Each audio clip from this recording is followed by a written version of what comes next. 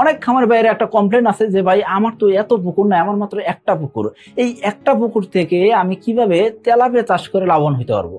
দেখেন, আপনি যখন একটা পুকুরে তেলাপিয়া চাষ করবেন সেই ক্ষেত্রে ওই পুকুর আপনি নার্সারি করে নেবেন, নার্সারি করে নিয়ে ওই পুকুরে আপনি চাষ করবেন। আচ্ছা, চাষ করলেন, এখন কথা হলো যে শুধুমাত্র তেলাপিয়া চাষ করবেন না, এখন আপনি যা দিয়েছেন কি অন্য একজন খামারি ভাইয়ের 5টা পুকুর আছে, উনি বিভিন্ন বাংলা মাছ করতেছেন, বিভিন্ন মাছ চাষ করতেছেন, উনি যেই পরিমাণ লাভ না করতেছেন তার সাথে আপনি বেশি লাভ করতে পারবেন কিভাবে। আপনি যদি তেলাপিয়ার সাথে সাথী মাছ হিসেবে দামি কোনো মাছ ছাড়েন, সেটা মাগুর হইতে পারে, সেটা তারাবাইম হইতে পারে, এই যে দামি মাছটা আপনি ছাড়লেন, এই দামি মাছ আপনি কি করবেন 8 মাস 9 মাস পরে বিক্রি করবেন।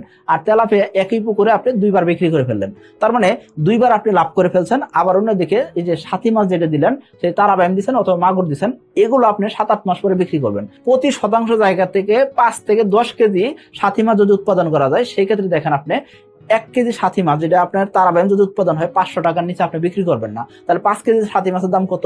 2500 টাকা। ইজিলি এক্সট্রা লাভ হইতেছে। আবার আপনি যদি চিন্তা করেন আমি মাগুর চাষ করবো, সেই ক্ষেত্রে কি করতেছেন, আপনি ইজিলি 10 কেজি মাগুর মাছ বাড়তি উৎপাদন করতে পারবেন। এই যে 10 কেজি বাড়তি উৎপাদন হলো, প্রতি কেজি মাছ যদি 400 টাকা দরেও বিক্রি করেন, সেক্ষেত্রে 4000 টাকা এক্সট্রা লাভ আসবে। এখন মাগুর মাছের অক্সিজেন চাহিদা কম, এই জন্য দেখা যাচ্ছে অধিক উৎপাদন করা যাইতেছে। এখন আপনার প্রশ্ন হতে পারে যে এই যে তেলাপিয়ার সাথে মাগুর মাছ বা তারাবাইম দিলাম, এই ক্ষেত্রে এই মাছগুলো আমি পাবো তো? হ্যাঁ, অবশ্যই পাবেন।